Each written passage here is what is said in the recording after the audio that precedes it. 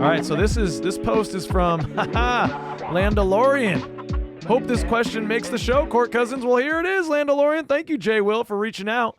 But here we are again with the Goga/WCJ saga. When Wendell comes back, will they be pulling Goga again like last year? Goga's play makes me wonder, why did we extend WCJ now? And I think Landalorian wants us to get into maybe a little bit of the debate, but let's start first with Goga Bitadze is a starter. Are we green, yellow, or red on this, Pich?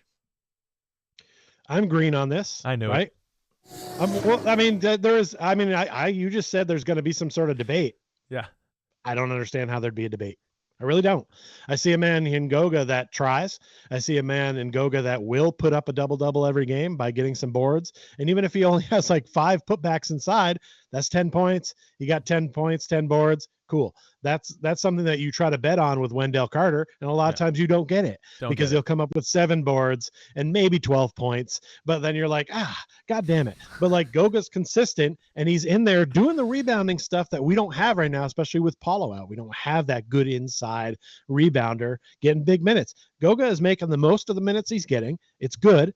His question is super valid. Why did we extend the injury-prone WCJ? I do not know. You got Goga. He doesn't seem injury prone. He's a good player. He's out there. He hates the Intuit Dome. I don't know. How do you not like this guy? Like this guy's got to be the dude, but you know they're going to give it back to Wendell when he comes, and that's what's sad. I think if you're watching Second Cousins, you already know that we're all lights go. Houston, we have no problems. Go power Goga.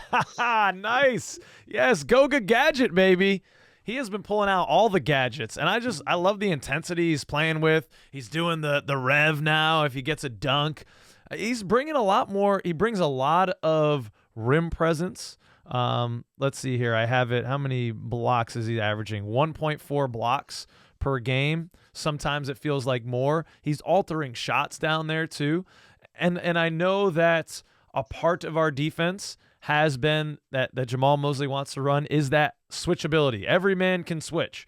But Goga's, I haven't seen him be exposed on the perimeter. He sat down and guarded some guys on the perimeter pretty damn well.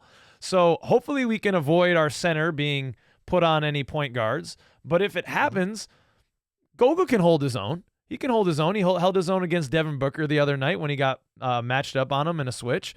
He can do it. And I think what he brings so much more around the hoop is just invaluable, especially the offensive boards piece, that big man shit. Like you said, he's not looking, no one needs to get him a shot. Goga is making his own shots through just the pure sweat of this man's brow, the lunch pail that he's bringing in. He is unloading it on everyone. You want a cheese sandwich? No crust? You're getting it, baby. I mean, I can't continue to watch WCJ like just hang out and be out there when I know what Goga brings, right? Like I see the hustle. I'm going to bring up another man right here and I want to give him a tip of the hat. His name's Hansel Emmanuel. Okay. Check him out. He is a college basketball player at Austin P. He has one arm.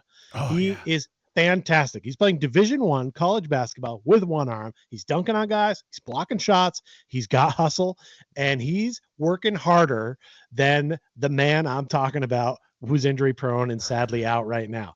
And it's like, how can this young man try this hard to play that well with one arm? You got 2 good arms, and you don't play half as hard as him. Yeah, so it's angering, and that's why you got to go for Goga, because Goga is playing hard. He wants it.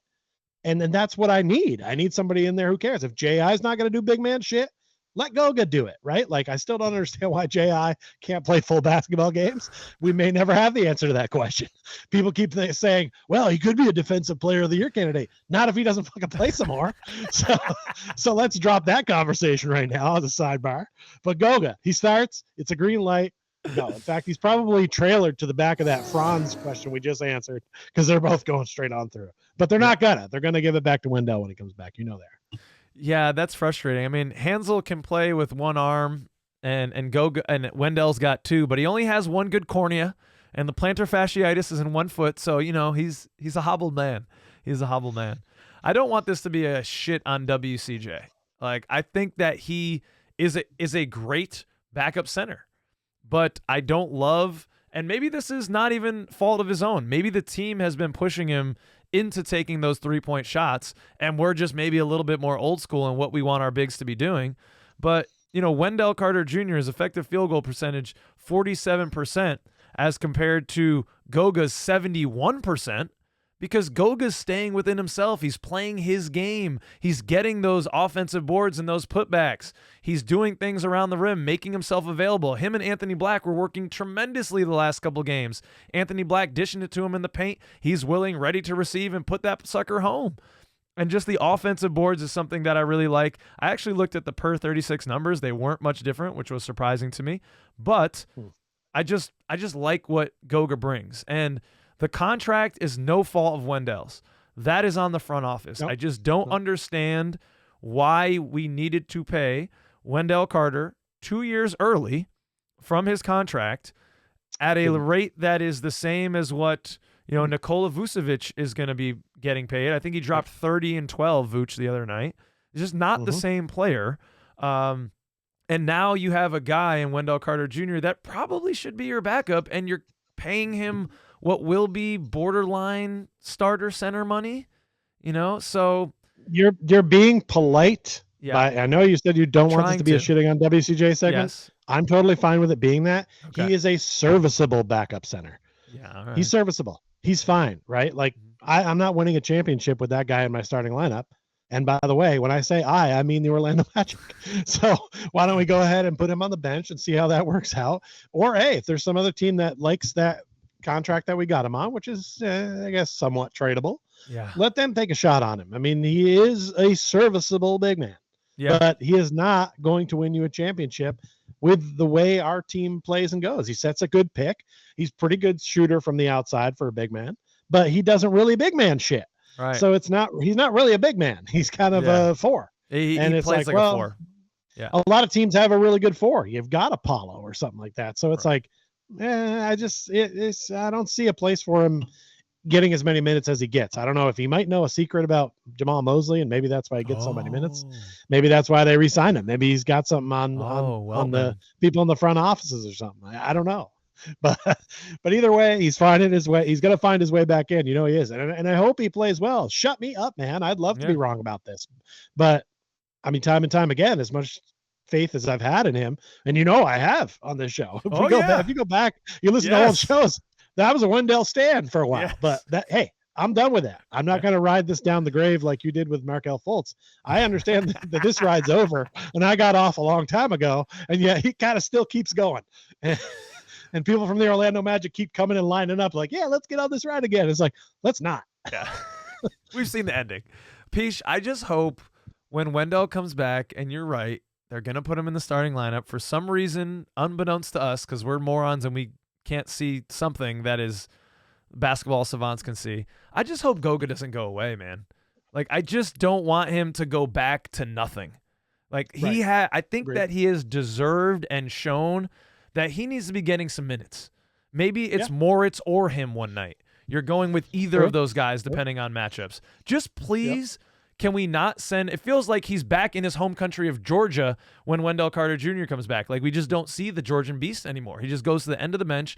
And please, Jamal Mosley, Weltman, whoever's listening, and I know Mosley listens to every episode. He always tells us it's great. Please let Goga – free Goga. Let him keep playing, please. Free Goga. If Goga doesn't get minutes, I'm bringing a free Goga sign when we do go down. Okay, nice. Let us know what you think, Second Cousins, about this debate. Should Goga start? Did you like that clip? Well, it's part of a larger podcast that we do that you can see by going to our page, and go ahead and subscribe while you're there.